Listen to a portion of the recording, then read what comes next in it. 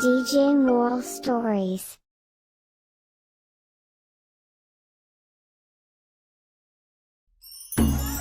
रसीकलाल बाजार में गुलाब जामुन की ठेली लगाता था। रसीकलाल ईमानदार और मेहनती तो था ही, साथ ही गुलाब जामुन बनाने में भी उसका कोई मुकाबला नहीं था। उसके हाथ से बना गुलाब जामुन लोगों को इतना अधिक पसंद आता था कि खाने वालों का पेट भर जाता था, मगर मन गुलाब जामुनों में ही अटका रहता था। कमाल के गुलाब जामुन बनाता है भाई, पेट भर जाता पर मन नहीं भरता। पता नहीं ये रसीकलाल ऐसी लाजवाब गुलाब जामुन बना कैसे लेता है। ग्राहकों के मुंह से अपनी प्रशंसा सुनकर रसीकलाल मन ही मन फूला नहीं समाता और मुस्कुराते हुए कहता है, मैं तो सिर्फ गुलाब जामुन बनाता हूँ बहन, इन्हें लाजवाब बनाने का काम तो मेरे गणेश देवा करते हैं। गणेश देवा। रसीकलाल गणेश जी का परम भक्त था और नित्य नियम पूर्वक उनकी पूजा अर्चना करता था। वो गणेश जी को गुलाब जामुन का भोग लगाने के बाद ही अपनी दुकान शुरू करता था। वो गणेश जी को भोग लगाते वक्त अक्सर सोचता था, शायद गणेश जी को गुलाब जामुन का भोग लगाने से ही मेरी दुकान इतनी अच्छी चलती है, वरना मेरी बनाई साधारण सी गुलाब जामुन कौन खाना पसंद करता। सब कुछ ठीक ठाक चल रहा होता है कि तभी एक दिन चंदू सेठानी की गाड़ी बाजार में आकर रुकती है। चंदू सेठानी रसीकलाल की ठेली पर ग्राहकों की भीड़ देखकर दंग रह जाती है। बाप बढ़ाना भैया, सबसे बड़ा रुपया। अरे देख तो छन्नो ताई, इस गुलाब जामुन वाले के आसपास तो ग्राहकों की भीड़ लग रही है। मैंने तो लगे है कि इस बाजार के लोग गुलाब जामुन खाने के बड़े ही शौकीन हैं। इस रसीकलाल की ठेली तो खूब चलती है चंदू सेठानी। बाप बढ़ाना भैया, सबसे बड़ा रुपया। ये बात से तो देखना, अब इसकी ठेली ना चलेगी, अब तो यहाँ चंदू सेठानी की दुकान चलेगी छन्नो ताई। चंदू सेठानी रुपए के पीछे पागल थी और रुपया कमाने के लिए कुछ भी करने को तैयार रहती थी। इसलिए वो बाजार में गुलाब जामुन की एक शानदार दुकान खोलकर बैठ जाती है। आओ आओ, चंदू सेठानी के गोरे गोरे हाथों से देसी घी में बने काले काले गुलाब जामुन खाओ। चंदू सेठानी की आवाज देने पर भी कोई ग्राहक उसकी दुकान की तरफ नहीं आता है, क्योंकि सभी लोग रसीकलाल की गुलाब जामुन खाना ही पसंद करते हैं। ये देखकर चंदू सेठानी की देह जल उठती है और वो छन्नो ताई से कहती है, बाप बढ़ाना भैया, सबसे बड़ा रुपया। छन्नो ताई, मन्ने तो लगे से कि हमारा काम यहाँ तभी जमेगा जब यो रसीकलाल यहाँ से हटेगा। तो फिर सोचती क्या है चंदू सेठानी, इसे यहाँ से हटाना कोई बड़ा काम थोड़ी ना है तेरे लिए। एक दिन रसीकलाल गुलाब जामुन बेचकर घर लौटता है तो अपनी बीमार बेटी अमीशा को रोते हुए पाता है। तुम रो क्यों रही हो अमीशा बेटी? पापा, मुझे नहीं लगता कि अब मैं बच पाऊंगी, क्योंकि डॉक्टर ने बोल दिया है कि अगर जल्दी से ऑपरेशन नहीं कराया तो। ये कहकर अमीशा फफक फफक कर रोने लगती है और रसीकलाल की आंखें भी नम हो आती है। वो अमीशा को तसल्ली देते हुए कहता है, तुझे कुछ नहीं होगा बेटी, देखना तू बिल्कुल ठीक हो जाएगी। बस थोड़े पैसे और जमा हो जाएं तो तेरा ऑपरेशन हो ही जाएगा। पर कब तक पैसे जमा हो पाएंगे जी? ये तो गणेश देवा ही जाने राधिका, मैं तो उन्हीं के भरोसे पर चलता हूँ। रसीकलाल की बेटी को कैंसर था और उसका ऑपरेशन कराना जरूरी था, इसलिए रसीकलाल दिन रात मेहनत करके पैसा जमा करने में लगा था। वो अपने पेट पर पट्टी बांधकर एक एक पाई जमा कर रहा था, मगर तभी उसे एक और बुरी खबर मिलती है। गांव में अचानक ही रसीकलाल की माँ का देहांत हो जाता है। ये खबर सुनकर रसीकलाल लगभग टूट ही जाता है। हे गणेश जी, मेरे साथ क्या हो रहा है? माँ की मौत पर ना जाऊं तो मरा और अगर जाऊं तो मरा। वहाँ गया तो यहाँ मेरा काम का क्या होगा? काम ना किया तो बेटी के ऑपरेशन के लिए पैसे कहाँ से आएंगे?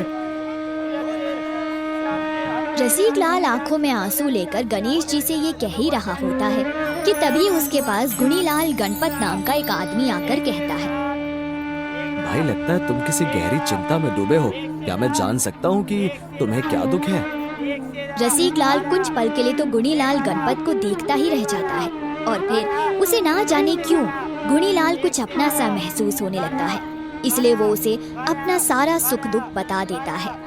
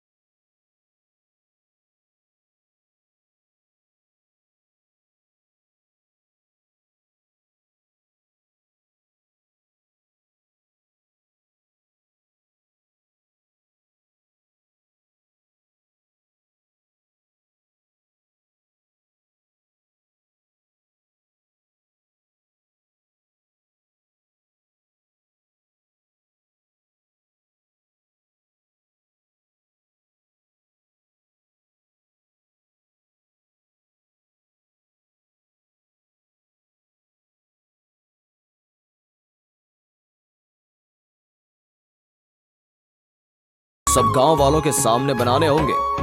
अगले ही दिन सब गांव वालों के सामने वे दोनों गुलाब जामुन बनाते हैं। चंदो सेठानी बहुत बड़ा गुलाब जामुन बनाती है, मगर गुनीलाल बहुत छोटा गुलाब जामुन बनाता है। उसका गुलाब जामुन देखकर सब हंसने लगते हैं। अरे इसका गुलाब जामुन तो नींबू के आकार का है, ये मुझसे क्या मुकाबला करेगा? क्यों बे गुनीलाल, बस इतना सा गुलाब जामुन बना तुझसे। गुनीलाल के ये कहते ही उसका गुलाब जामुन अचानक बढ़ने लगता है और सचमुच ही आसमान को छूने लगता है। ये देखकर सब हैरान रह जाते हैं और चंदो सेठानी खामोश हो जाती है। सरपंच हैरान होते हुए कहता है, ये लो अपना इनाम, और ये तो बताओ कि तुम कौन हो भाई? सरपंच के ये कहते ही गणेश जी अपने असली रूप में आ जाते हैं और सभी गणेश जी की जय जयकार करने लगते हैं। तभी रसिक लाल भी अपने परिवार सहित वहाँ आ जाता है। हे गणेश देवा, आपने इस गरीब भक्त के सब कष्ट दूर कर दिए। मेरी बेटी बिना ऑपरेशन के ही ठीक हो गई। भगवान, मैं धन्य हो गया। अपने भक्तों के कष्ट दूर करने के लिए तो मैं हमेशा आता हूँ भक्त। अब ये पैसे संभालो, मैं जा रहा हूँ। ये कहकर गणेश जी अंतर ध्यान हो जाते हैं।